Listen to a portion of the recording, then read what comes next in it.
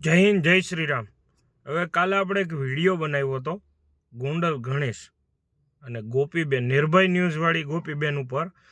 તો એમાં મેં શું ખોટું કીધું છે, એટલે મેં એટલી વાત કરી છે કે 100 કરોડનો દાવો ગોંડલ ગણેશભાઈ દ્વારા ગોપીબેનના ન્યૂઝ ઉપર, ચેનલ ઉપર અને ન્યૂઝ ઉપર ને એના ઉપર દાવો કરવામાં આવ્યો છે માનહારીનો.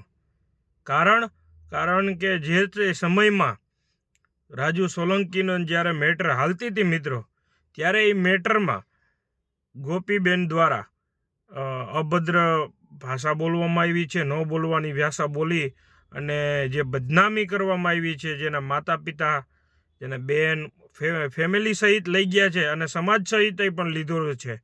અને જાહેરમાં એટલું ઉકરાવી મીડિયામાં ચડાવી અને એ મેટરને વધાર્યું છે.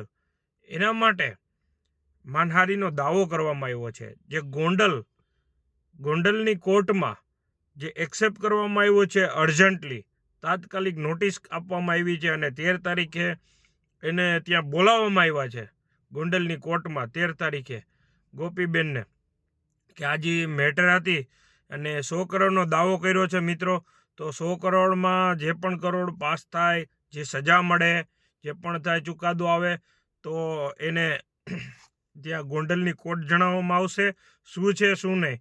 પણ મારે વાત એ કરવાની છે કે મેં લીગલી એક વાત કરી છે, તો અમુક ખબર નહીં, અમુક લોકો એવા આવી ગયા છે કે પોતાને કંઈક સમજી રહ્યા છે અને ખબર નહીં ગોપીબેનને માણસ મોકલાવેલા છે કે પછી રાજુ સોલંકી દ્વારા. એટલે રાજુ સોલંકીના માણસો છે કે ગોપીબેનના માણસો છે એ ખબર નથી, પણ કોમેન્ટો એવી કરે છે જાણે મેં એને કેમ કંઈ કીધું હોય.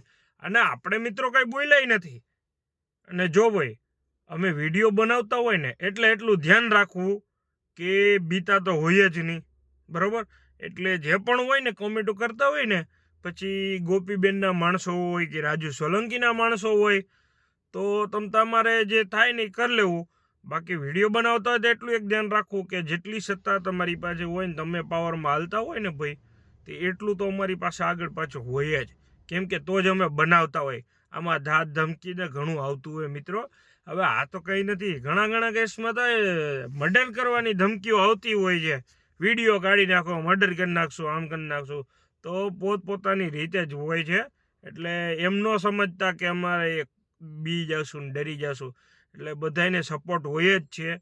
અને સોશિયલ મીડિયા પાવરફુલ એટલું છે, ખાલી એક વિડીયો મૂકી દેશું ને મિત્રો, એટલે મારા જે ચાહકો છે, પછી મારા જે સપોર્ટરો છે, એમને તમારા ભૂકા કાઢી નાખશે.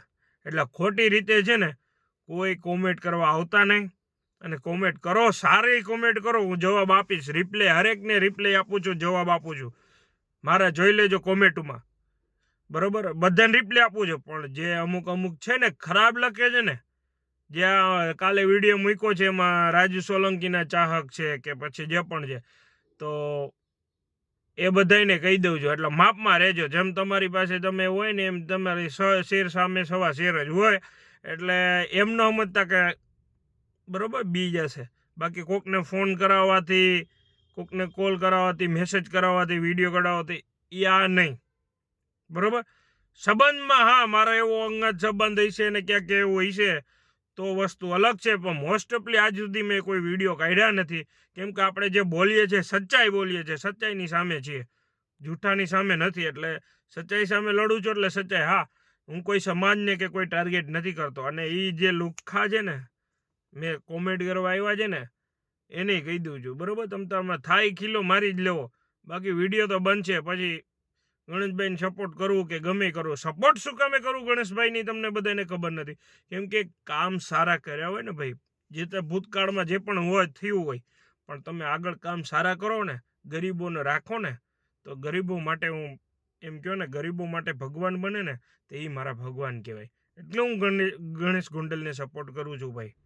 અને ભલે જે પણ જે કાર્ય કરતા હોય, જે પણ હોય, પણ સપોર્ટ એને એટલા માટે કરું છું કેમ કે ગરીબોને બધી જાતની હેલ્પ કરે છે. અને કોઈ ગરીબ માણસ સલવાય ને, એકવાર તમે અહીંયા જઈને તો જુઓ. એકવાર તમારા કોઈ પ્રશ્ન તમને ધાક ધમકી આપતો એકવાર તમે ત્યાં જાઓ, ગુંડા સામે ગુંડો જ બનવું પડે, પછી તમે એને ગુંડા કહો કે ગમે કહો મિત્રો, બરાબર. એટલે મારો વિડીયો શેર કરજો, સબસ્ક્રાઈબ કરજો, જેથી કરી અને અમુક મારા ચાહક મિત્રોને પણ ધન્યવાદ કે મને સારો એવો સપોર્ટ આપી રહ્યા છે. અને આપણે સચ્ચાઈની સામે જ છીએ, જૂઠાની સામે નથી. અને ક્યાંક ને ક્યાંક મારી ભૂલ હોય તો ક્ષમા કરજો કે બોલવામાં થઈ જતી હોય છે ક્યારેક ક્યારેક. જય શ્રી રામ.